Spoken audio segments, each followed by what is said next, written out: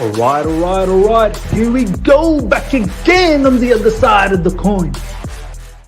All right, we are back again on the other side of the coin, ladies and gentlemen. What a day. We are going to have another brilliant stream. We've got so many people already live. Straight away, smash the like button. You are gonna enjoy this show. I'm going to tell you that much. You're going to enjoy this show. I've got my brother, the legend, the one and only Johnathan Mann. All the reviews and the previews. There was a time where he had to step away from it because he was moving and whatnot. So you guys would have last seen him in the Champions League glory. He was here, and since then it's been a long awaiting sort of situation. But he is finally here, ladies and gentlemen. Johnathan Mann, how you doing? It's good to be back. It's back again on the other side of the coin. Yeah, I'm really happy to be back. So when you asked me last night, I was all up for this, and obviously transfer roundup. We're going to get into a lot of stuff. So looking forward to it. Johnathan, I have to say, man, it's so good to see you. The channel, it's not same without you, bro. Do you know what I mean? Like you knew where it started, where this channel has started from, like literally 20 subscribers or 30 subscribers. You were there from all that time ago. Obviously, you've helped it out so much, especially last season with all the previews, the reviews, the different oppositions, the fans that we talked to. We've got memories in this channel. Do you know what I mean? So really good to have you back, my man. Really, really good to have you back. How's things, by the way? How's the new place? Yeah, really happy settling in. Only obviously a couple of weeks now, so just a few things left to do. But look, the sun is out in London. It is really nice weather. So, but first of all, let's get things done. Let's talk Chelsea, because I haven't really been on social media for the last couple of months, because obviously with the Euros and Chelsea since that big night in Porto. So yeah, I'm looking forward to getting stuck in, really. But I appreciate 100%. Obviously the welcome. So look, we have done a lot on this channel, and we've seen some good times. We've seen the lows. So yeah, it's good to be back. Absolutely, man. Absolutely. It's so good to have you here. All right, let's get straight into this. Obviously, Chelsea are back in. Obviously, they've been in preseason for a little bit of time, last couple of weeks, and this week, players have been slowly coming back. Most of the players we started to see this week come back, in the likes of Ziyech, Pulisic. And right now, as we speak, there's actually a game happening against, I think, Peterborough, I believe. Peterborough. And already a couple of goals. I think Tammy Abraham has scored. Ziyech has scored. I'm going ballistics in social media about Ziyech prop. Every time I see this guy score, you know me. I know it's a preseason game, but it's looking good. I just want to bring up a couple of pictures and just get your thoughts. I'm going to elaborate on the match a little bit more tomorrow with the guys when we cover Chelsea news, because we don't know the entire ins and outs of this particular game as yet. So I can't really comment too much about it, but I want to share some pictures and see what you think as well. Johnathan, so this is, actually, I'll bring the other one. So this was the shot. So let me just enlarge that a little bit. So this was apparently the shot leading on to Hakim Ziyech's goal. This is floating around in football Twitter at the moment. And this was the moment when he apparently scored, and it was apparently assisted by Baba Rahman. And Tammy Abraham's in the score sheet as well. And bad boy Ross Barkley assisted his goal. So what's your thoughts so far, man? Hey, you looking forward to this new season? 100%. I still think there's one or two transfers Chelsea are going to do. I think there's a lot of players that are going to go out. Obviously, we've started pre-season with a lot of players that have been on international duty. So, yeah, we've got quite a few coming back that will do in the next few weeks. So at the moment, I think he's having a look at the squad. And obviously, there's been a couple already that are muted to be leaving. But, yeah, I'm excited to see what he thinks of these players, because it's some of these players, it's the first time we would have had a look at them. So, like you said, Baba Rahman, he's been on loan for so many years. He's had injuries.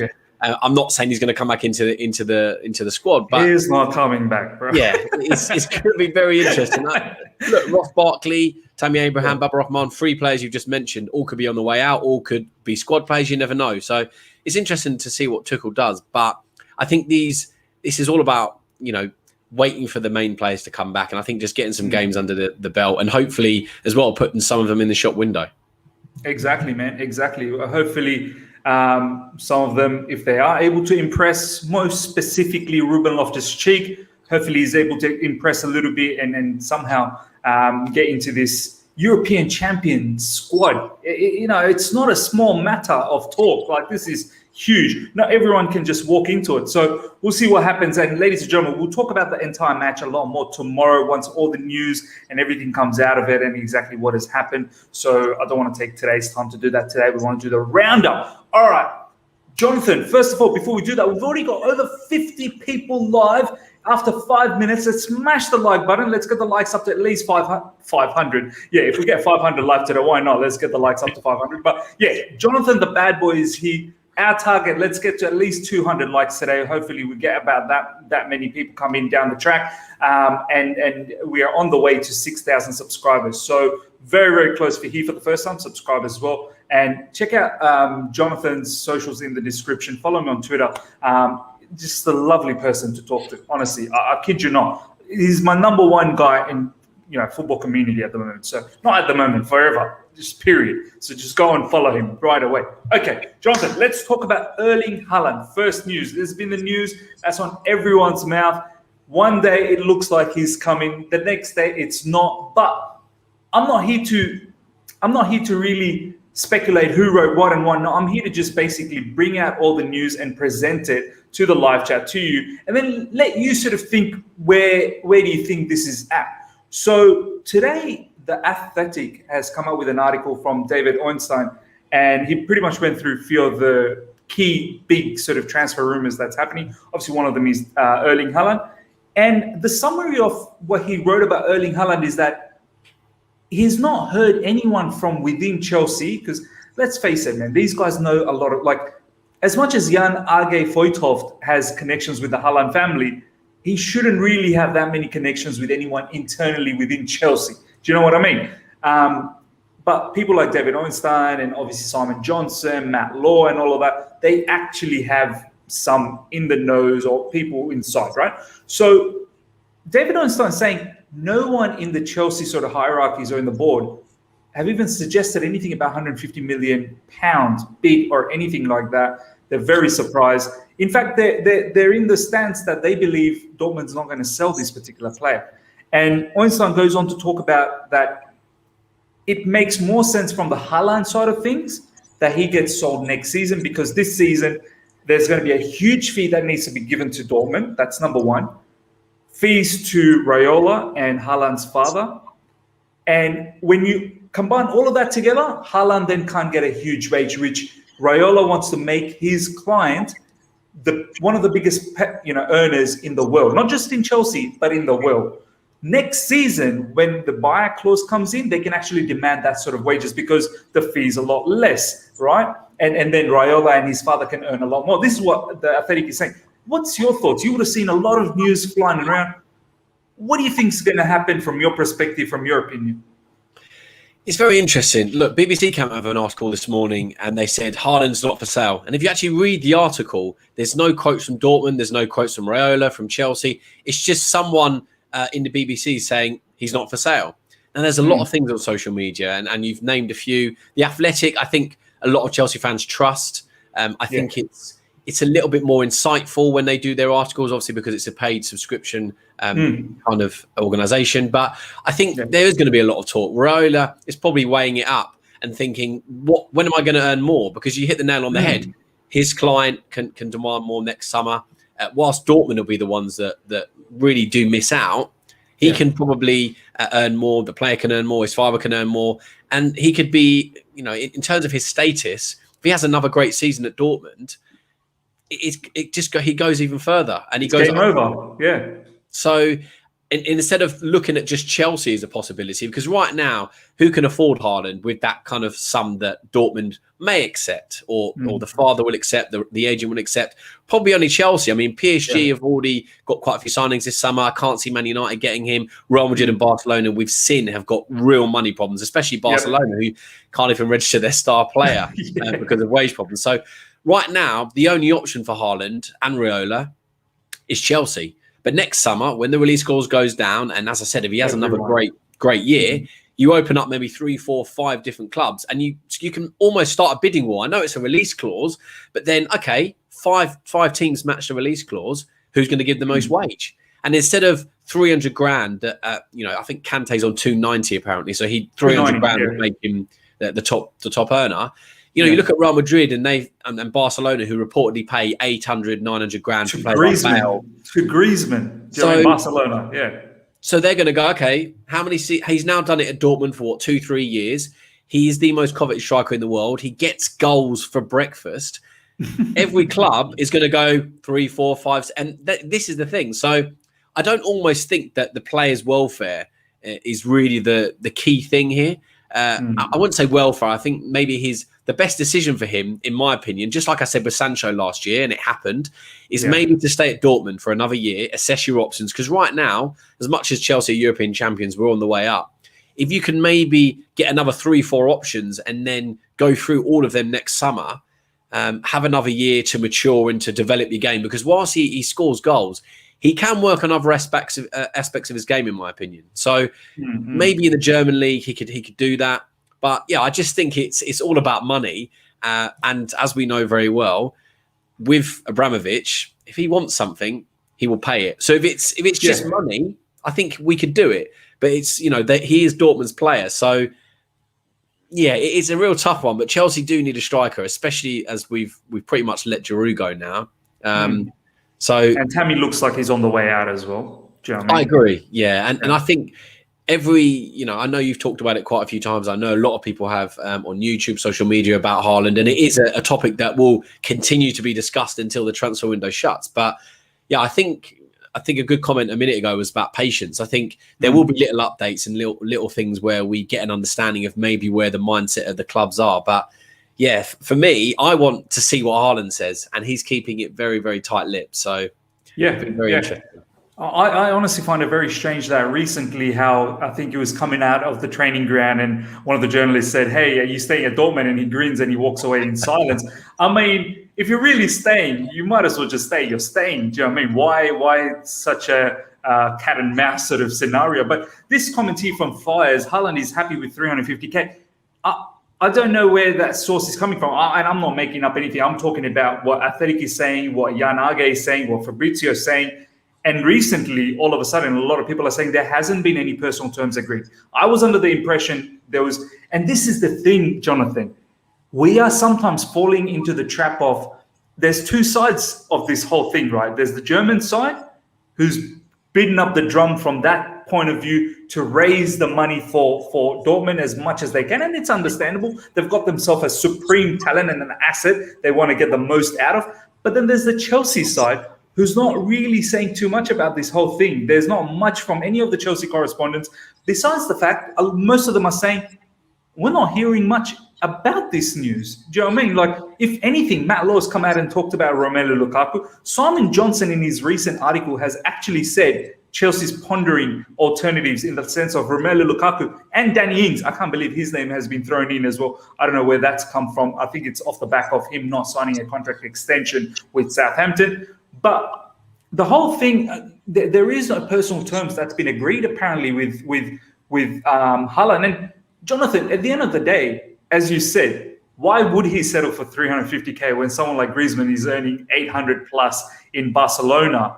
Yeah, we can sit here and say, well, how are they gonna offer all that kind of money now? Well, Real Madrid's lining up for Mbappe. Mbappe is another player that's not willing to sign a contract extension. So, I mean, are you of the belief, Jonathan, that he could possibly earn a lot more than 350k if he waits next season? If he waits to next season and he continues his goal per game ratio, could he be the first £1 million a week player? I don't know if Messi and Ronaldo ever hit that from pure wage, but these are the sums we are looking at, because he is a goal scorer and every single club wants a number 9 that will just score goals. He's very different to what Chelsea have in the Havertz false 9, the Giroud. I wouldn't say target man, but someone who likes to bring other players into play. And Abraham, I think, is a bit more all-round in terms of our strikers. And obviously, Werner, we know, is very reliant on pace. So he is someone that a lot of clubs will pay any sum of money for in world football, because they know that you're guaranteed 20, 25 goals. And if you've got a striker in the Premier League that's 20, 25 goals, you've got a very, very good chance of finishing top 2 if you're not going to be the champion. So Look, I think it changed as well when Dortmund qualified for the Champions League. They kind of snuck in right at the end, and I know there's been a few articles on him being happy that they've got Champions League football. Obviously, they've sold Sancho for what it is, 60, 70 million, whatever it is. Yeah, something about 70 million. Yeah, that Man United are going to spend, and there's always this kind of understanding that they only sell one star player a year. So it'd be very interesting to see if they sell two. I don't think they're forced this year. The only way they would do it is if they think right now we are going to earn an overall package better than next year when his release clause does reduce, and also whether they can replace him, because we'll talk about other players. If Dortmund are in the background maybe lining up a replacement, which nothing has come out on, then maybe the chance or the stance from the fans and the reporters will be different. But there's no real lining up. There's no real successor in the Dortmund squad. So they've got to have a plan. And I think Dortmund are not the sort of club to just sit around and wait for things to happen. They always plan ahead. There you go. This is latest now from Fabrizio Romano, literally just tweeting 3 minutes ago. Thank you, live chat. You guys are absolutely awesome, live chat. Always on top of the game. Fabrizio Romano just tweeted, Erling Haaland to Stadium Astro. I talked a little bit with new manager Marco Rose. I know him from before because I had 6 months with him in Salzburg. He's a nice guy and I look forward to working with him. Here I was just talking about, a few days ago, one of the journalists caught him just outside the stadium or something like that, asking him, are you going to stay? I mean, what do we make out of this? He's saying that I look forward to working with him. I mean, can we just take that as face value, just like what Lukaku said not that long ago, that he's spoken to Inzaghi and he's happy to stay at Inter Milan? You have to wonder what it is to gain for these players, because they've got agents, they've got clubs that want them to say certain things, and they're well versed in media duties. So I think there's always going to be a narrative, like when Lampard was under fire at Chelsea this season, and sort of Chelsea came out and backed him in the just before he had that really bad spell. Things change very quickly in football. You can say you're really happy at a club and I want to stay. Lukaku has come out and said, I'm really happy at Inter Milan. I've already talked with the new manager, and he kind of preempted the announcement of the manager before the club have even done it. Yeah. But if someone like Chelsea comes in and says, Haaland, we're European champions. We want to win the Premier League this season. We've got 2-3 other players lined up. We want to give you X amount of money. You can live in Chelsea. You can live in London.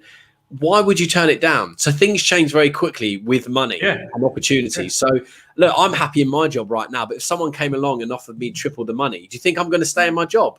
I'm leaving.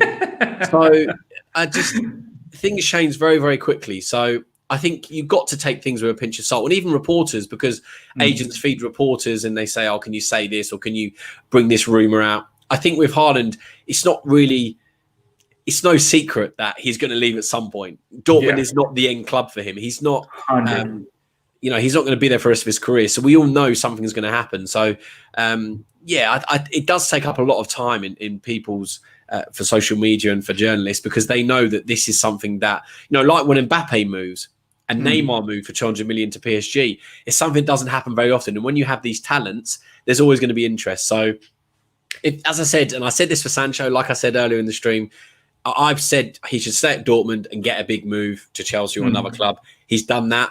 I don't think he had a very good season numbers-wise. Didn't obviously perform in the Euros really because didn't get the chance. But he's now going into a Man United team which is probably better placed than last year. And Chelsea are much better placed this year. But in a year's time, when Tuchel's had a year to mould the team, and then maybe he is just missing that striker as a missing ingredient, maybe then is the best time. So you've got to, as a player and as a club, look at everything and go, what's best for us?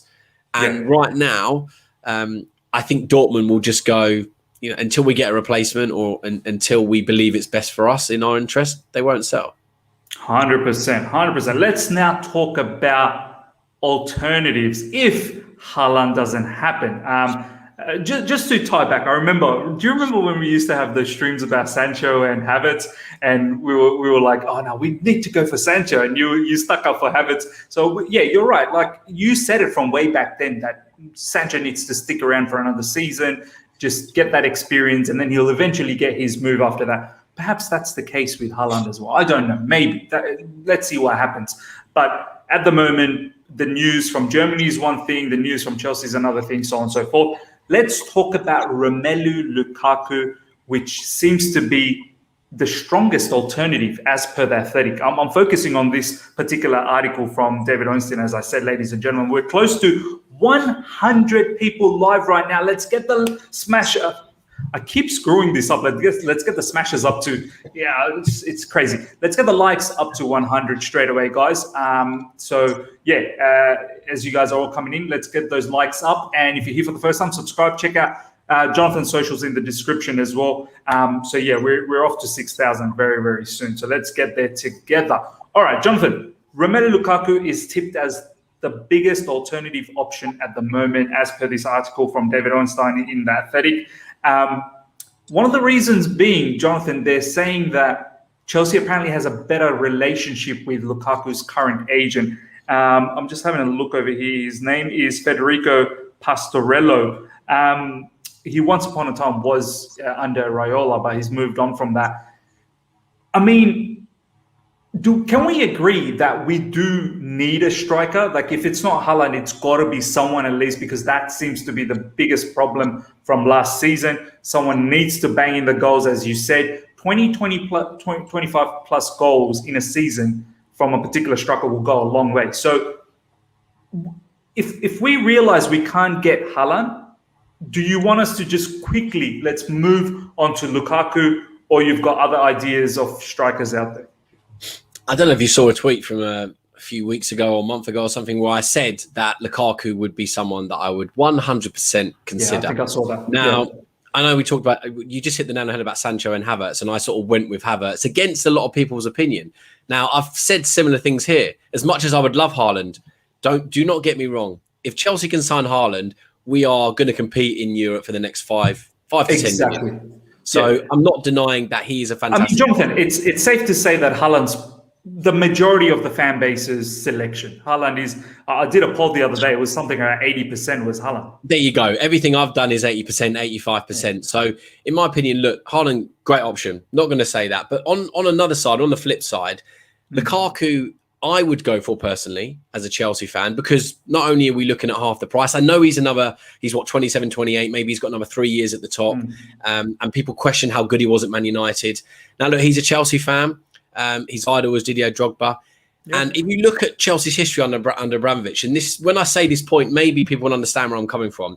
The two strikers that have really succeeded at Chelsea since Abramovich taken over is Didier Drogba and Diego Costa. Both won us Premier Leagues, both big, strong forwards, both got 20 goals in the Premier League. Now, Lukaku is of that mould. No, we've gone for other strikers like your Maratis, your Shevchenkos that haven't quite fit in. Big money signings. Now, Lukaku is of the mould of the Diego Costa and Drogba, and that is the kind of striker that Chelsea crave. I know, like I said, we've gone the false nine route with Havertz, and it has worked fantastic. We've won the Champions League this season, but over the period of time that I've been growing up as a Chelsea fan, the big, strong striker that brings other players into play, bullies strikers, and has a deadly killer mentality. Because we don't still in our squad right now have someone that just wants to score goals. We have players that want to do a lot of things, but we don't have a natural goal scorer. And if you look at Lukaku for Belgium, and when he was playing for Inter Milan last season, he is a natural born goal scorer. He's matured since he's been in Inter Milan. Obviously, Conte was a manager that wanted him at Chelsea, and he ended up with Morata. He really, really got on with him at Inter Milan, and he propelled them to the Serie A title. Now at Chelsea, I say, going with that mould historically that's worked for Chelsea, we've got so many wide players and so many creative players with pace that he can bring into play and play alongside. So I do think that Lukaku is massively disrespected. Like I said, when he plays for Belgium, he scores goals. He's big. He's in my opinion, he's got faster. He's got a lot more smart. His movement is good, man. Terrific. Like for Belgium, his movement was brilliant. You look at players like Hazard and De Bruyne. We've got those caliber of players that can interchange positions. He's someone that isn't just going to sit as a fixed striker. So, I just think he's a fantastic option. Look, 70, 80 million, in my opinion, is good money. Because if someone, wins you the Champions League or wins you the Premier League, that money is well spent, in my opinion. Because, look, we got 100 million last year for winning the Champions League, pretty much. Yeah. So, it's fees nowadays. Look, do we pay them as fans? I don't care if we spend 500 million on Haaland. If you want a player, you have to go and get them. So I do think we need a striker, and I think Lukaku has to be considered as an option from several Chelsea fans. I think he just gets a bit disrespected, and again, he gets compared to Haaland, which I understand. I completely get why you want Haaland, but just it's not Haaland versus Lukaku. It's going to be Haaland or Lukaku. We're not going to get both. Mm-hmm. So if we can't get Haaland, why can't we get Lukaku? And you're so right. I want to explore this a little bit more because he does get disrespected. And I don't really understand it quite properly. As you said, Jonathan, and as I've said as well, and as the live chat is saying, nearly 150 live right now. And we've said in our polls, like 80 to 85% of the Chelsea fan base wants Haaland. But there is a possibility that it may not happen. Do you know what I mean? Then what? You still need to move your life. You need to move on from it and think about how can we progress the club forward? And here comes the name Lukaku. And Jonathan, as you said, he's not some sort of a bunny. Like, this guy's a proper player. He's a proper baller. There is a lot of upside with Haaland. Age, blockbuster sort of mentality, the physique as well. He's very, like, one of the quickest, the youngster to reach, 15 goals or 20 goals in the Champions League, something like that. So I completely get that. But Lukaku, honestly, he's one player. We rave about Declan Rice wanting to come back to Chelsea because he wants to play for Chelsea. He's so desperate. He doesn't want to go anywhere else. He wants to play for Chelsea. Similarly, Lukaku, he's been flirting around with Didier Drogba, the whole, in Instagram and whatnot. The possibility of probably coming back to Chelsea. I mean, Jonathan, that holds some sort of value, right? Like a player that wants to come back to Chelsea, wants to play for Chelsea, wants to do well for Chelsea, thinks there's unfinished business at Chelsea. And let's be honest, even if we get 3 or 4 seasons out of him, he's 28, I think the live chat has said, we're probably going to get 3 to 4 seasons from Haaland as well anyway, because this is not going to be Haaland's last destination, because let's face it, Raiola will try and milk as much as money as he can from this client, from club to club to club. So, I mean, what's your thoughts on that? It's interesting. I'm reading some comments in the live chat about saying we recognise he's not good enough for Chelsea. He chose Man United over Chelsea. Look, I think he is good enough for Chelsea. You know, he didn't get a chance the first time round. And like you said, he's got a point to prove. He's a Chelsea fan. He will score goals. And there's a few comments on being a counter-attacking player. I know he scored quite a few goals in Conte's system last year where he was counter-attacking. But did we not see Chelsea last year on the Tuchel where we scored a lot of counter-attacking goals? We've got players that transition very quickly with pace. Now, he may go to 4 at the back. He may stick with 5. We may be someone or a team that holds 60, 70 possession or percentage of the ball in every game, and we don't get a chance to counter-attack. But in big games, you utilise pace and you utilise movement. And Lukaku is suited for Tuchel's system, whether it be now or any other system he's used at Dortmund. He can play, with his back against defenders. If you saw in the Euros, so many times where he backed into defenders, he's waiting for them. That's how English centre-backs are against the small teams. And we struggled against the small teams last year that sat back, that didn't want to give us space in behind. And our counter-attacking and our pace didn't work. Lukaku gives you a completely different option that Haaland wouldn't even bring, that other Chelsea players can't bring. And I don't think that we can go through this transfer window without getting a striker. Now, I will settle for anyone that can get us 10, 15 goals because we do miss 10 to 15 goals minimum to kind of propel us to the next stage in the league. But Lukaku is so much more than just a counter-attacking striker. He is good enough for Chelsea, in my opinion. And I do think he would be a revelation. So, but as I said, I'm not comparing with Haaland. And again, people need to separate. It's that on his own merit, if you look at how he's been under Conte, I do think he would do really, really well. And for 60, 70 million, Inter Milan have got financial problems. People don't, always understand that. They've got players that they're trying to get them to sign cut price deals. So, they've already had to sell Hakimi. If we came in with 60, 70 million pounds, why, as Lukaku, who didn't choose United, Chelsea didn't really want him. We wanted Morata. Conte wanted Lukaku. We went after Morata. United, he said in a few podcasts, Man United came to me and said, we want you. And he was like, well, you're going to want to go where you're wanted. So he is mobile enough. Again, another few comments.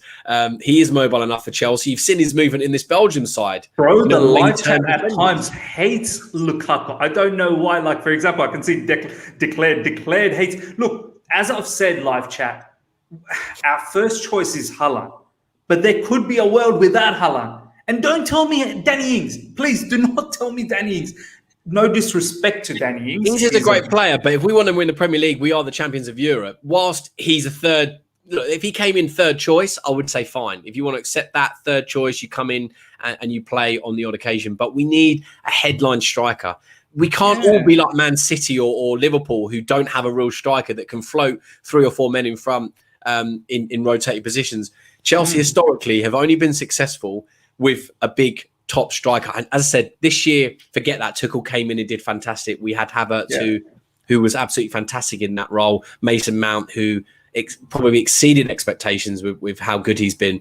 But we do need a striker. We need goals. Because last year, our top goal scorer was, 7 goals, 8 goals? How is that good enough? Jorginho, 6. How is that good enough?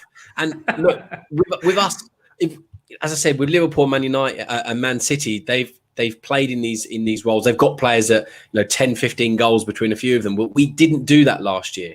We need to convert chances, and someone like Lukaku will do that.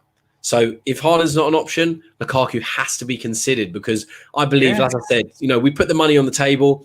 Inter Milan with their financial problems and his love for Chelsea, why wouldn't he go? Absolutely. I like this comment here from Surbajoti Roy.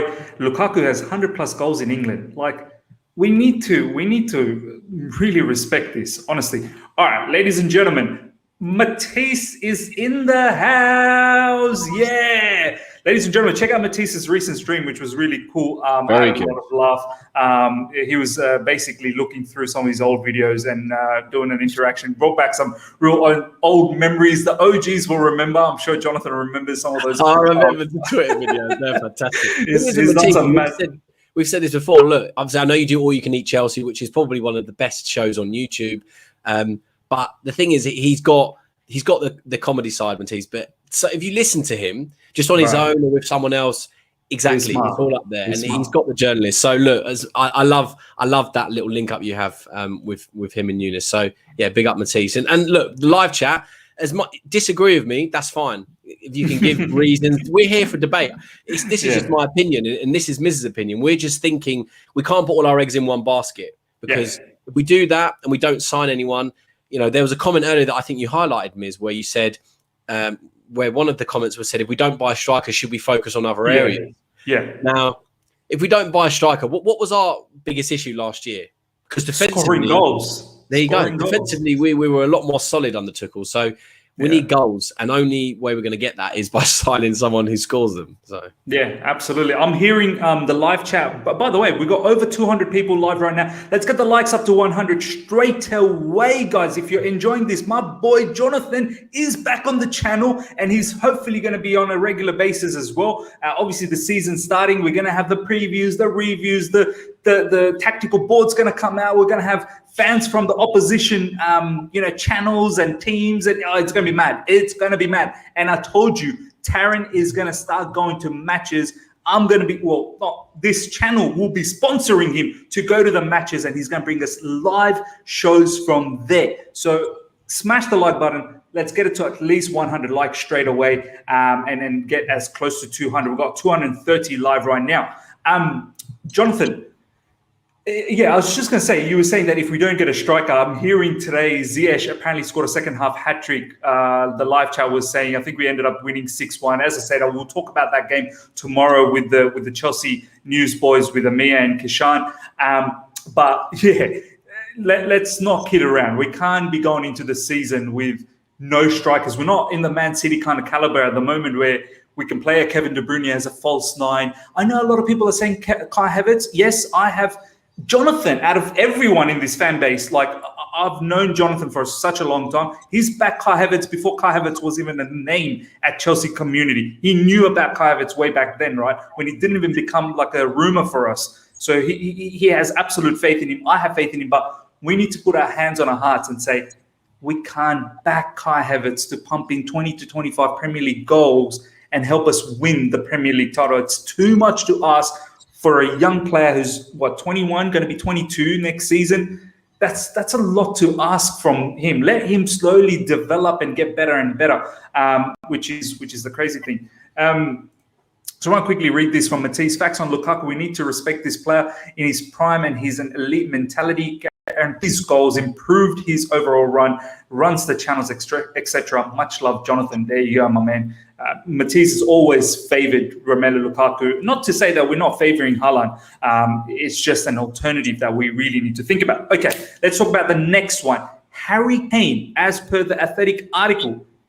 Listen to this, Jonathan. I was blown away by this, and I don't know whether this is, how could this be true? We've all said it when all of these three big kings, Harry Kane, Romelu Lukaku, and Haaland talks. A lot of people said, I don't mind Harry Kane, of course, because he's Premier League proven, and now he's added that repertoire of dropping deep and becoming a playmaker more than just a striker now. Do you know what I mean? Yes, for England, not the greatest Euros, but he was coming alive in the latter parts of the tournament. But we've seen what he's capable of at Spurs. Let's not kid around one bit. The madness he's caused with Son, some of the goals he scored later in the season, banged in shots from. That's the other thing, Jonathan. We don't have a banger in the middle of the park where you can just shoot out of nowhere. And Kane is someone like that who has that audacious nature in him. The Athletic article saying Tottenham perhaps could be lured into something like a cash plus player, because obviously if they lose Kane, they wouldn't mind a player like Tammy Abraham. Now, I don't know. We've never been able to do, business with Spurs. And I think Kane is probably fancying a move to Man City. But the Athletic is also saying Man City ain't going to bend over backwards for Tottenham either. Because I think Spurs want something in excess of £100 million. And Man City saying, well, we're interested in Grealish as well. So we're not going to be doing that, and they need to let go of either Raheem Sterling. There's rumours about Raheem Sterling, Riyad Mahrez, Bernardo Silva. So, yeah, they can put in the money, but then they fall into the whole situation of now they have all of these players that can't get minutes, and then you have a dressing room that is, wild. So do you give this any chance? Where do you see Harry Kane landing, or does he stay at Spurs? He's got to move for his career. He missed out on an opportunity to win something with his national side, which was a real shame. But I think with Tottenham, they've shown they don't have the ability right now, especially. I don't think the managerial appointment was what they wanted. I think it was kind of forced because they couldn't get anyone else in. But look, they're not going to win things. They are a long, long way from challenging the Premier League, let alone in the Champions League, which they can't even qualify for. So I'm not here to disrespect Tottenham. I'm being honest with Harry Kane. If I was Harry Kane and his wife sitting down after the Euros going, look, missed out an opportunity to win with England. I've lost a Champions League final with Spurs. We can't qualify. I'm pretty much never going to win anything for Spurs. The club that he loves, that he supports, that he's played for. He's done a lot for Spurs. He's carried them at times. And they are set up to maximise Kane's potential. England didn't really do it in the Euros. So a lot of people that said didn't have a great Euros. We're not really set up, in my opinion, to benefit Kane, because when he drops deep, how many times do we get players in behind? Spurs are literally set up to go, right, Kane, you do whatever you want to do. You want to drop deep, we'll get Son in behind. We'll get Lucas in behind. We'll get runners in behind you. If you want to stay up there, take shots, do whatever you want to do, because they know he's world class. And the only way for Tottenham to get anywhere near the top four is by allowing him to do what he wants to do. So he's completely changed his game. He's a cam, he's a centre forward, sometimes he's a winger. Now, he would work in any club. And I'm not going to sit here and say, as much as we want a goal scorer, we want a number 9, that he wouldn't work, because Harry Kane is world class. He's probably top 3 strikers right now. You talk about Lewandowski, Haaland, Lukaku, Kane. So will Spurs sell, though? This is the other side of the coin, so to speak. They didn't want to sell us Modric, who was their star player at the time. They sold him to less, I think, to Real Madrid. I know he's had a fantastic career at Real Madrid, Modric. But would they want to sell us a prize asset, knowing if they give him to Chelsea, we are going to dominate?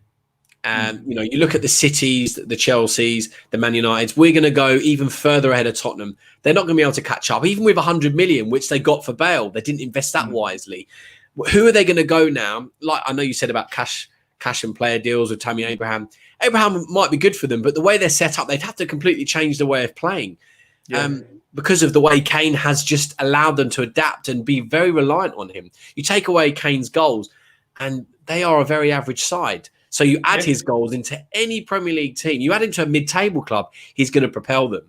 So he's definitely allowing Tottenham to punch above his weight, and he would certainly add quality to Chelsea. But the reason I don't talk about him much is because I just cannot see Levy allowing him to move. And when you're looking at 120, 130, which you can spend on Haaland, no disrespect to Kane, but with the injuries that Kane does get and the fact that Haaland's a lot younger, that's why I think he's not in terms of the conversation. He's not really quite there, but he's a striker that anyone would want.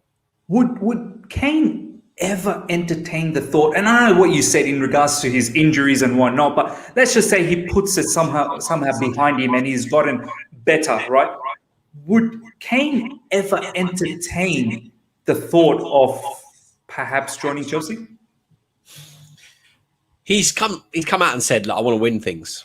And if he's being perfectly honest, he's probably sat down with Levy or will sit down with Levy and go, look, you give me whatever money you want, give me a fat contract, you can make me the star player. But if we're not going to win things, I'm going to look back at the end of my career like Steven Gerrard and go, I never won the Premier League. And that's what really pulls people back in the debate with Gerrard and other players, because great, fantastic player, Gerrard, but he never won a trophy that he should have won with his ability. And Kane is in danger of doing that. And if I was him, I'd be reevaluating myself to think, where am I going to win it? And if City or Chelsea come in, even Man United come in, you go, I've got a much better chance of winning the league and propelling myself in terms of my career, because you want to be remembered. I know people talk about money, and look, at the end of the day, these players retire with buttloads of money. But the ones that win things, are serial winners, that score goals, that win things for their team, they are the ones that are remembered by fans for the ages. And Kane is someone that should be, but he won't be as respected because he has not won a Premier League. Now, for the sake of his career, like I said, he needs to move. Will he entertain a move to Chelsea? I think he would buy into our mentality of we want to win things. A lot of his English mates. We're going to buy. Every year, we are going to buy players. And that's what at Spurs he's craving for. He's craving for them to go to the next level. And they don't match his ambition. Chelsea, Man City match his ambition. So why wouldn't you move? I've seen pictures of him in an Arsenal shirt. He was an Arsenal kid when he was younger. He obviously then moved to Spurs as a youngster. So he's a Spurs boy. He's been an Arsenal fan. Why not just change to the better side of London? Go blue. Just do it, Kane. And move to Chelsea. Yeah, I think there's a lot that needs to happen. His mind needs to be made up with Spurs to allow him to leave. Chelsea needs to stump up the money, or City, or someone needs to stump up the money and give him the chance to kind of achieve what he should achieve. So, but I always go back to it. Is Levy going to sell? Probably not. So as much as anyone would take Kane, not so sure. Here's the thing, right? The article saying that Man City. So Levy has placed a price. If you want this guy, you're gonna. I'm just gonna mute you for a little because we're getting the playback. So if you want this guy, we are gonna want X amount of money, right? That's what Levy is saying. Now Man City is saying, well, we're not sure we're gonna be matching whatever you say, because they're also apparently in the lookout for Lukaku, and apparently there is sneak sort of chance for Haaland as well. There's history there with Alfie Haaland playing for City and whatnot. And a lot of the Man City fans tend to think that we as Chelsea fans are sleeping on the fact that we're sort of saying we're the only ones here. Man City are monitoring the progress of this whole situation as well in the background, right? So the article is saying that perhaps Chelsea sees an opportunity there as well, that, okay, Man City are not going to pay that much money. I think it's about 110 million pounds. That's what they've slapped on Harry Kane. Maybe Chelsea can come and provide that and get someone like Harry Kane. As you said, does that make sense? Because you could probably pay another 40 million. But then again, with Haaland, it's not just the 40 million on top. You've got the whole thing of Raiola and his father, Haaland's father and whatnot. So, but look, it is unrealistic, I suppose, the whole Harry Kane thing. Whether he will entertain it, I don't know. It would make sense for him. I mean, City would make sense as well. City is a strong team. They're definitely going to be always vying for titles and whatnot. But if you don't want to move London and you want to be at a club where you want to win and you don't want to leave London, then Chelsea is the only answer. The only answer. Okay, let's now move on to the next one, which is Raphael Varane. We're going to talk about Raphael Varane. A little bit about Man United. I want to get your thoughts on this, Jonathan. By the way, we've got over 300 people live. Let's get the likes up to 200, guys. If you're enjoying this, as I said, Johnathan Mann, my man, is back. I'm missing Maldini's middle finger. I don't know where he is, man. He's always floating around when Jonathan's around, so I'm really missing him in the live chat. But live chat, let's get the likes up to over 200. If you're enjoying this, we are having an awesome conversation. I can see you guys are enjoying it as well. And yeah, as I said, the road to 6,000 is 100% on. If you're here for the first time, subscribe as well and check out Jonathan's socials in the description. All right, Jonathan, I want to hear from you how you've been feeling about Man United's ambition this particular window. Sancho, I know they haven't announced it as yet, but he is a Man United player. The medical and everything has been done and so on and so forth. We all know as Chelsea fan how good Sancho is. We've touted him once upon a time for him to come to Chelsea.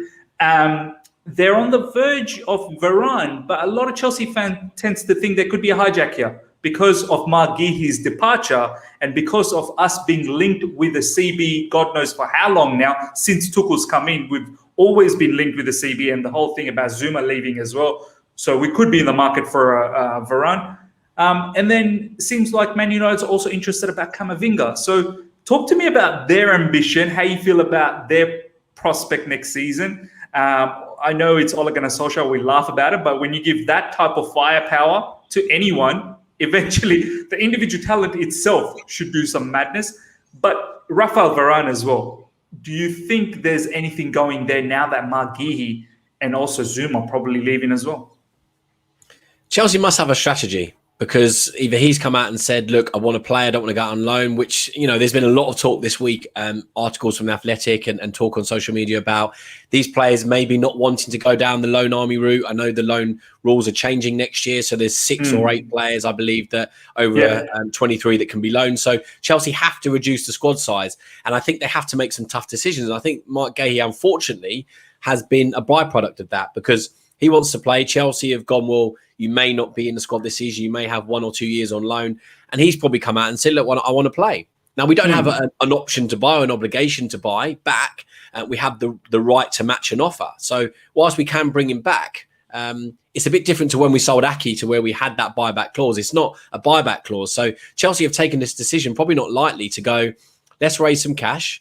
So whether this be for a Haaland or for anyone else that we've been linked with, maybe it's because of that, maybe because, and Matisse spoke really well on this earlier about Chelsea balancing the books on his stream, where he said, look, Chelsea are a smart club. We don't really make too much loss. We've made profits in recent years, and we've been smart with our money. We spend all that money last summer, but we had a transfer ban and we sold Eden Hazard. So if we are going to sign, a couple of big players, 200 million, Chelsea are not financially doping. They do follow FFP like some other club failed to do. So we do like to balance our books. We are not just, as much as Abramovich, loves to put his money in and buy big players, we don't rely on his money. So there has to be an element of trimming the squad for loan rules in order to allow us to buy the talents that we want to go and purchase, to allow us to win Champions Leagues every year or every few years, instead of, that 9-year gap where we were wondering if we were going to win one again. So he's a fantastic talent, Gay, and I'm disappointed that he's not going to be at Chelsea next season. Yeah. But there must be, it's part of a bigger plan. So to talk about your point about Varane, could it be someone like him or another centre-back in world football or European football that Chelsea go after? Possibly. There's been a little bit of talk about him not signing a contract at Real Madrid. So are they going to cash in with their problems? Maybe. They've lost Ramos, and if they were to lose Varane, it's a big blow to them. That's massive. So I think, in my opinion, they'll do everything they can to keep him. But if Man United come in with a big bid and he goes, look, I've won everything I can at Real Madrid, I want to change and have a new challenge. And, you've touched on it. They're building a fantastic squad. They are identifying parts in their squad that they need to strengthen, which is centre-back, midfield, and on the wings. And they've gone out and they've bought one of them. They could be buying the second and the third. So, with Varane, I would love him to come to Chelsea. Imagine him with a season with Silva, with Rudiger, with Christensen. Obviously, you talk about Zuma may being the one, unfortunately, that's going to leave, but it does make us strong, man. It does make us strong.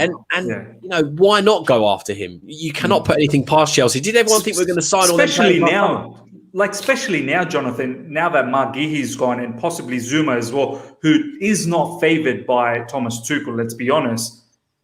Someone like Varane just makes that whole centre-back situation so much stronger. I mean, I know it's strong already, but it just makes it even more stronger. Getting quite a few comments saying about how Varane's washed. That comment makes me laugh. Yeah, all the time. A lot of people are. I mean, this guy is a World Cup champion. He's multiple. Look how good he was in you know, for Real Madrid in their Champions League winning. I know he had a partner in Ramos, but he would have a partner in Silva, and he'd have a partner in Rudiger or Christensen or whoever else we have. So he is a player that would bring quality to Chelsea. And look, we want players in every position where we know that we have. When we get an injury. We had one with Silva last year. We had a few in other positions where we are going to have quality that comes in. And if you want to win Premier Leagues, you look at Man City's squad. If you think if they were given the chance to offer to sign Varane, they wouldn't sign him because they have two players in every position. You look at their squad and it's unbelievable. Chelsea are on that path, and we need to sign players of Varane's caliber if we're gonna challenge. By the way, Jonathan, just to add a little bit more context to this, if we think, you know, Varane is washed up, we were after Sergio Ramos, who's 37. This is legit. Apparently, we've put in a offer as per some of the in the nose, and he ended up going to PSG because of more money, more salary over there, and whatnot. So, do you know what I mean? Like Sergio Ramos literally played like 3 or 4 games or something last season due to injuries and whatnot. So I wouldn't say Varane is washed up. Some could say, has he already gone past his peak because he started so early? Has he already played enough football in his career? But you just never know. Maybe he just needs a change of scene because he's been at Real Madrid at the age of like 17 or something ridiculous. He's won everything there. Champions League multiple times, La Liga multiple times, World Cup, so on and so forth. So, yeah, I mean, carry on, Jonathan. Talk to me about Koundé as well, man. I saw this stream at Matisse's channel with Julian Laurence, and he was saying that Koundé, yeah, he's a good defender, but against Haaland, especially in the Champions League last season, against Dortmund, Sevilla, he looked scared. And my man, you're going to have that caliber, not that caliber, but you're going to have big strikers in the Premier League that's going to come after you on a regular basis. So thoughts on that? Another season. In my opinion, again for Koundé, I'm very keen on looking at players' development and seeing how they do over a prolonged period at their club. So, again, maybe it's a bit too early for him to move out of La Liga. It's very, very different La Liga and the Premier League. And like you said, when he's come up against bigger strikers, he's struggled. But when I've seen him, I've been quite impressed with him. He did struggle a little bit against Giroud even when we played them. So, look. Either of them I would take. We could develop them. And Tuchel has shown that he's not only a good man manager, someone that can implement tactics, but someone who collectively has made every single one of our defenders better. So who says he won't make Koundé or Varane or whoever else in our squad better? So I'm confident that, you know, Tuchel will be able to get the best out of the players that Chelsea buy for him or the players that he wants. So, I mean, there's talk about let's keep Zuma. Look, I think he's underrated. I think he did quite well for Chelsea under Lampard. I mean, like you said, Tuchel didn't favour him. But look, at the end of the day, we can talk about these players. We don't see them on a day-to-day basis. Tuchel does. He sees them in training. He sees them in games. But, you know, he has a much better understanding of how good they are. So I will trust in him. And if he doesn't want to keep certain players, I will believe in him. And if he wants to bring in other players, I'll believe in him. So, yeah, as much as I think Varane's probably gone to United, he's a decent option. Koundé, I think he should maybe have another year at Sevilla. But you mentioned Camavinga as well, and there was rumours today about them already identifying another option from AZ Alkmaar, one of their midfielders to bring in. And another club, Rennes, that always like to plan ahead. So if they're rumoured to buying this player, why would they allow that to be leaked before they've sold Camavinga? Because it will put the guy's price up. So Camavinga's fantastic talent. Did he get outshone by Mount when we played them? Yes, he did. I know that was all over social media, but he's a fantastic player. So he would be someone for Man United that solves their issue. Because if you look at their at that squad. You know, their defence with Varane would be set. I don't know if they'd play Henderson or De Gea in goal, but their midfield, Pogba is not someone that should be out of that pivot. You know, you play Fred and McTominay. McTominay's decent with a partner, but Fred is a very basic player, not good enough for me in a pivot. I know Lias has been on this channel and talked about Man United players quite a bit. But if you he doesn't fancy Fred either. No one I've spoken to as a Man United fan fancies Fred. I think Ole Gunnar Solskjaer is the only one. But you put Pogba or McTominay with Camavinga, and suddenly you've got a pivot that works, that will sit, that will protect the back four, allow the left back and right back to go forward. And then you've got the quality of someone like Rashford. You've got Sancho feeding into an experienced striker like Cavani, who for now will be there.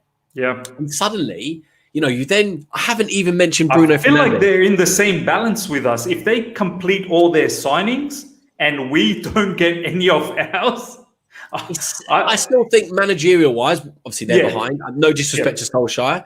They do rely on individual talent. But in that little section, I didn't mention Fernandes. So you put him in that as well. And you have movement, you have ability. So I think when they play Pogba out of position and they have that holding midfielder, doesn't work. If they were to add Camavinga to Pogba or McTominay, it would work because it would allow, like when England do well, when they've got Rice and Phillips, they just allow the rest to go forward.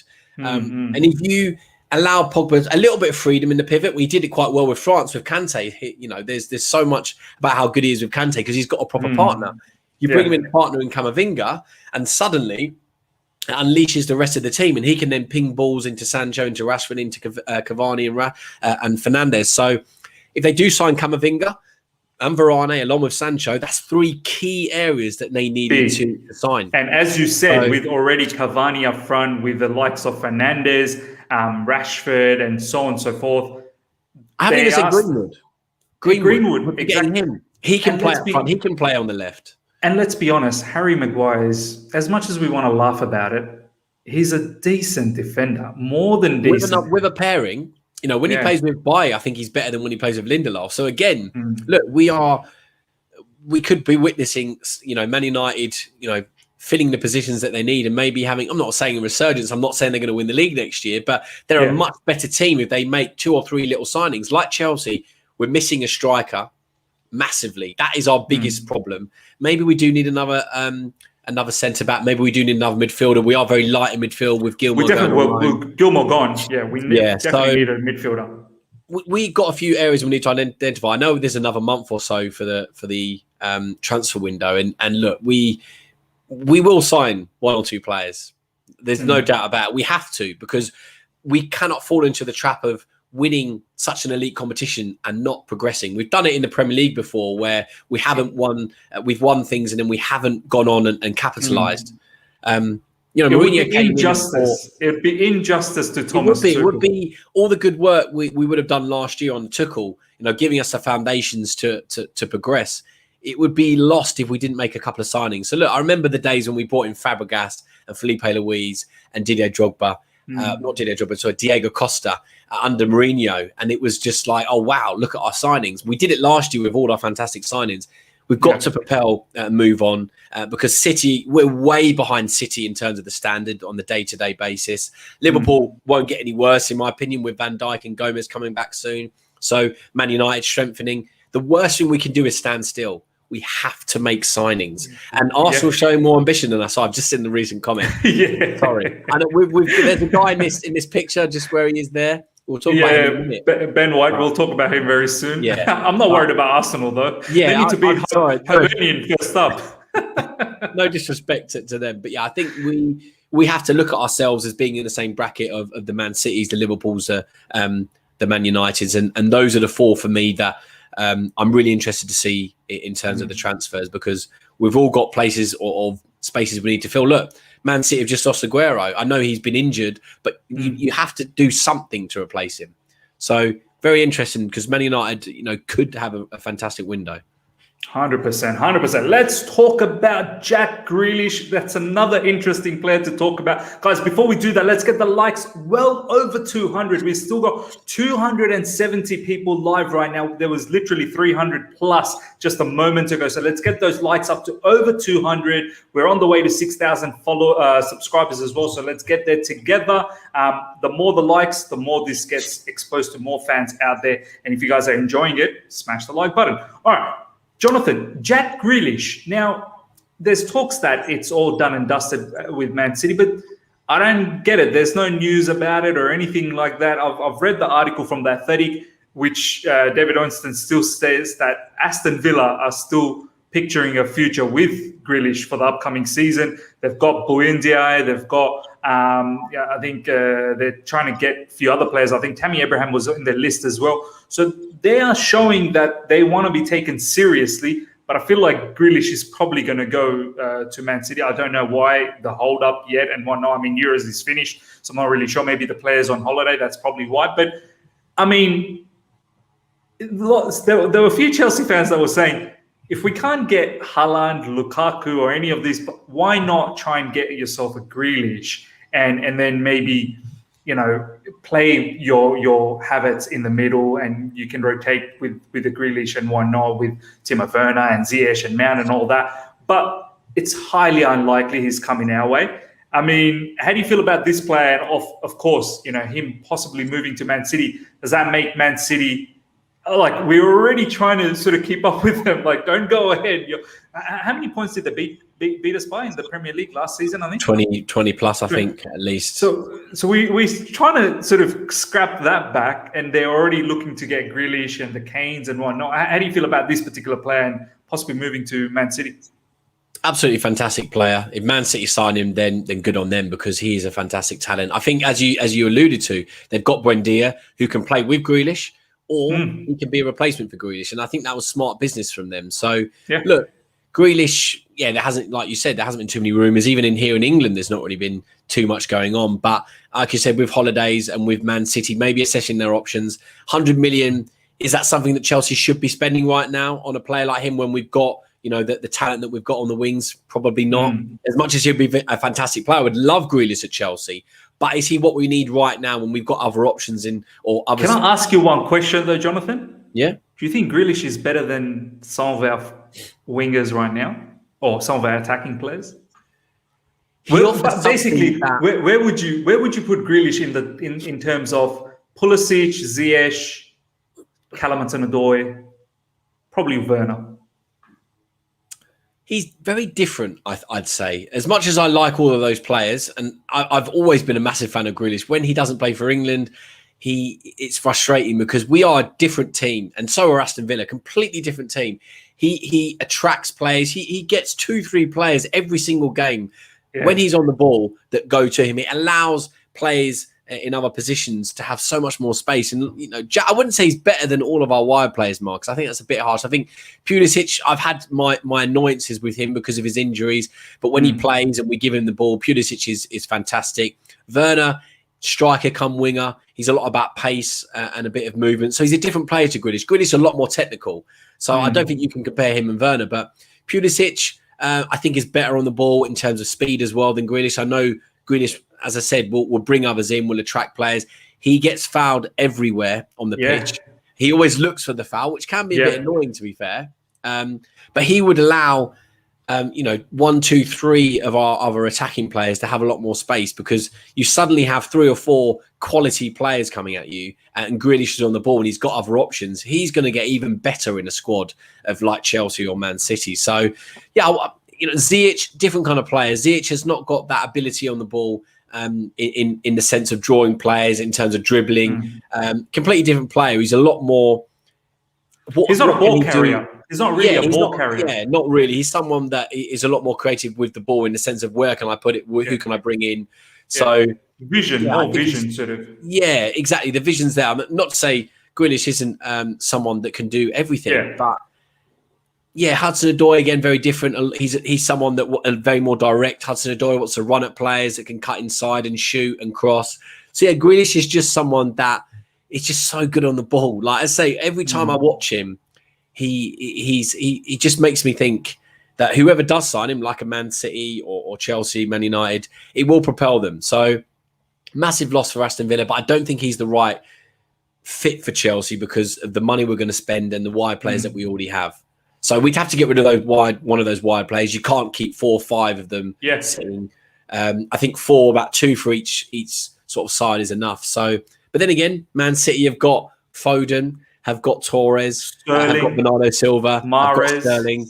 So exactly. So maybe they're going to sell one of those. So, but again, I like City's mentality of we just want to sign the best players. And if it's about that and Chelsea have got the funding, then fine, buy him. But I can't see us splashing the cash on Haaland, Lukaku, someone else, and Grealish. It's going to be Grealish or someone else. And that's probably why Man City are debating it, because if they do sign Grealish, they're probably not going to sign anyone else. So, yeah, maybe I haven't expressed my love for Grealish enough because, honestly, I think he's a fantastic player. But I'm trying to hold back because he's not really what we need right now.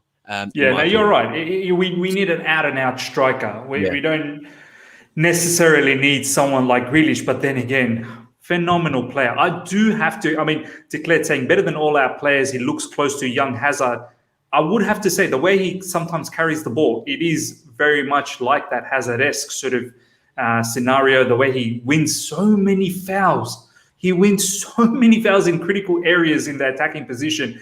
Better than all our players, I would say he's probably better than a lot of our players. He actually is. I know Jonathan's mentioned, Pulisic's different sort of attributes. He's mentioned different attributes of Ziyech. But I feel like Grealish probably has a lot of attributes of all of those players. Probably doesn't have the explosive. He's all round. Yeah, he does have the explosive pace, maybe. Yeah. That's probably the only thing. But he's pretty much got a lot of the skill set that the boys have. And he's a goal scorer. He can score goals. That's the crazy part. But look, he's probably Man City bound. All right. Very last one we want to talk about before we end things up. Have a bit of a laugh at the end, but this is probably going to be funny as well. Arsenal going for Ben White. I remember there was a rumor off the back of I believe Frank Lampard's first season where we were looking for a defender. There was a whole shout about the other guy from Brighton.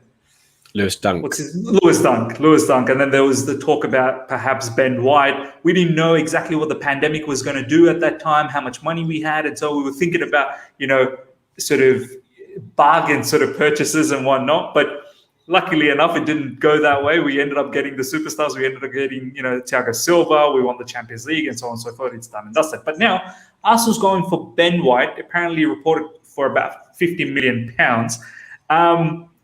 I'm not one bit like Man City, like the ones that we've talked about. I'm worried about their sort of areas that they're looking at, like Kane and Grealish and whatnot. But Arsenal is one, man, I am not one bit worried what they're doing. Like, seriously, I don't even know if Ben White is that caliber of a defender that strikes fear on the opposition strikers. Do you know what I mean? What's your thoughts about Arsenal getting Ben White for £50 million possibly? It's the English tax. That's all I can say. It's unbelievable how much he's going for, because I know, again, this is another comment that I've seen quite a few times on social media. Tomori gets sold, albeit outside England, to an Italian club, and he was a bit out of favour. He hadn't played for a year or so, whereas Ben White's been playing consistently. One of the best performers for Brighton. He's someone that got called into England squad, albeit he didn't play. But yeah, £50 million is a lot of money. And they have a lot of issues throughout their squad. Do you want to commit 50 million to one position? Is he, maybe not. I don't get me wrong. Is he someone that's going to be there for a long time that could help them kind of rebuild the squad? Yes, he's a great centre-back, ball playing. But is he the kind of hard defender that Arsenal need? Because right now, you look at their stats and they didn't concede many goals, but they concede in pretty much every game. They don't keep any clean sheets. And is he someone that's, like you said, going to strike fear into a striker's mind? Probably not. Maybe I'm being disrespectful, but I just think it's a lot of money for someone that they really need to spend. We drew against Brighton, didn't we? We drew against Brighton. It was off the back of that Super League BS that was happening. Yeah, we did. I think he's a good player. And again, I talk so often about, it doesn't matter about price tags, because It's not our money. But with Arsenal, bearing in mind how they've operated the last 5 to 10 years, that one big signing, I can't see them really signing anyone else. I know they signed the left back that someone said, Tavares, the backup, and they've even said on their website a backup left back. So I think under 21, he's played 20, 30 times in the last couple of years since he made his debut. So look, he's a backup for Tierney. Fine. They've obviously got rid of other players like Kolasinac left last season or such. They've let a few players go. Kolasinac is still here.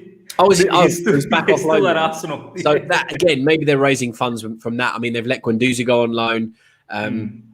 Saliba on loan as well. So they've obviously got this view in mind of maybe Saliba could be the partner for Ben White, but he needs a bit more time to develop. And Ben White can come in. Who would be Ben White's partner? I don't really know. Magalhaes, I don't know. I mean, are they keeping David Luiz? I've got no idea. It must be Magalhaes because David Luiz I think is gone. I think he's not renewed his contract. He's left. I know they've got a couple of other players like Rob Holding and Chambers and such maybe, but I just think they've got so many issues and spending all that on one player is strange. But he's a good player, and I think again, no disrespect to Arsenal, but is he a top 4 player right now, Ben White? Probably not. So that probably reaches or goes in hand with Arsenal's ambition because they're not a top 4 club at the moment. They're nowhere near a top 4 club. They're struggling to get into the top 6. So I think it's a good move for him. But is he someone that's going to propel them to the top 4? No. So man. That Amazon money. I was going to say, this is a funny comment from Declared. They got Amazon money. They can spend this window. I think they got about 11 million for the Amazon.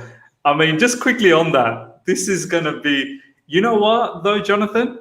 I would hate to lose against these guys on the Amazon season. Do you know what I mean? Like, I don't want to see us lose because they did the double on us last season. It absolutely annoyed the living daylights out of me.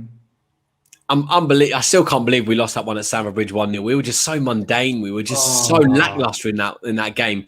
Look, at the time we were annoyed, but there was obviously more at work, obviously, with the way we ended the season. But the 3-1 as well was just the way we lost that one. Obviously, we missed the penalty. It could have been 3-2. That could have been a very, very different game. The 1-0, they just got a goal and sat back. So, I mean, look, I'd say the stats lie because of the goals they conceded. They didn't keep many clean sheets. Their goals for and against were pretty much the same. Look, they need to strengthen in a lot of ways. I mean, someone just said about the midfield.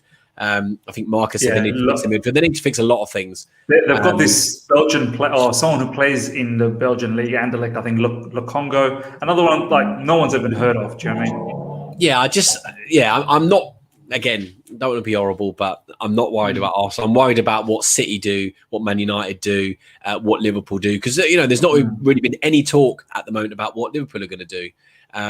So be very interesting to see what happens. But I think we just have to think that Chelsea will make signings. Even if it's one, we've got to do something. I think Tuchel will be pushing to go, look, you're giving me this new deal. I've come in with high expectations. I've met them already. I've exceeded them. Now, all you can do now is back me and give me the tools to continue this job. And if we don't do it, then we will regret it. And it will be another 5-10 years before we can come back to kind of this kind of pedigree. But we need to challenge on the day-to-day. I said it on the Champions League review that the league is something that we need to focus on next season. Love the Champions League, want us to try and retain that in all we can, but we need to start winning our own league. And we need a few signings to enable us to do that. Yeah, man, it's been almost nearing 5 years. This is the longest. It's time that we announce ourselves as proper title contenders and not let Man City or Liverpool or even Man United, as much as I doubt Ole Gunnar Solskjaer, but when you give someone all of this, ingredients to just go out there and ball out, well, eventually something's going to click. I'm hoping it doesn't, but we need to do something in this transfer window. Anuru, thank you so much for this information. Arsenal 1-0 down to Rangers after losing to Hibernian as well. Now they're behind against Rangers. Rangers, obviously, the champions over there. Let's wrap things up. We still have over 210 people live. Let's get the likes up to 200. If you guys have been, sticking around the whole of this stream and you've enjoyed it, smash that like button. That helps the channel out a lot. It exposes to far more Chelsea fans out there. And if you're here for the first time, subscribe. Check out Jonathan's socials in the description. Go and follow them. 200 of you guys. Go and follow him right now on Twitter. You'll enjoy it definitely. Jonathan, obviously, this is the start. We're going to see a lot more of you on this channel. The season's coming around the corner as well. I know we're going to do madness when Super Cup comes around with Villarreal. I'm definitely going to have you on for the preview. Hopefully we get a Villarreal fan in the channel as well. I don't know. We'll try and see what we can master here. But before we let you go for today, what does your gut say how we're going to end up in this transfer window? I mean, who do you think we're going to have, hopefully, before that Super Cup game comes around?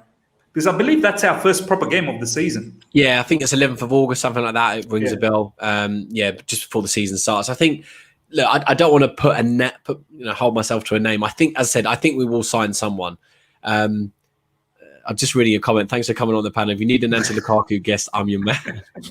This is why I love coming on Mizzy's stream. The live chat is what makes your channel so good. Whenever I tune in, you've always got really good guests. You've really got good live chat, and I absolutely love Miz. Love coming on here. Make sure you subscribe to his channel. I know Miz has said it a few times. Get the likes up because it pushes it out to people. Look, we are here just for honest debate, honest opinion. We're not here to slate anyone. I know we've had a few jokes about Arsenal and other things. Yeah, it's very light-hearted. Anyone. We're never very light-hearted. So we are just here to give our opinions. You can agree, disagree. But we're just here for discussion. So, just to draw it back to your comment though about who I think we're going to sign. I think we'll sign either Haaland or Lukaku. I think we have to. I think Chelsea will push for that. I don't want to say exactly who, but I think we will sign someone, and we've got to before the Super Cup, because you can't sign someone after the season starts and expect them to bed in. Next couple of weeks. Either I'm happy because they will help us win the league. Yeah, 100%. I just think we need someone before the season starts. We can't expect someone to come in and suddenly, turn it around.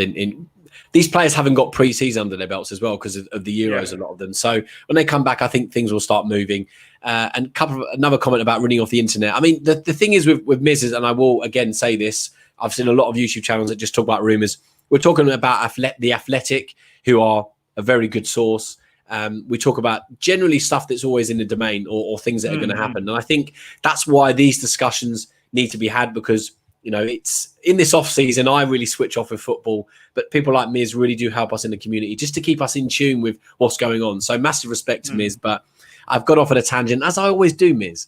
But we will sign Haaland and Lukaku, in my opinion, maybe one other, but we need to, and I hope we do.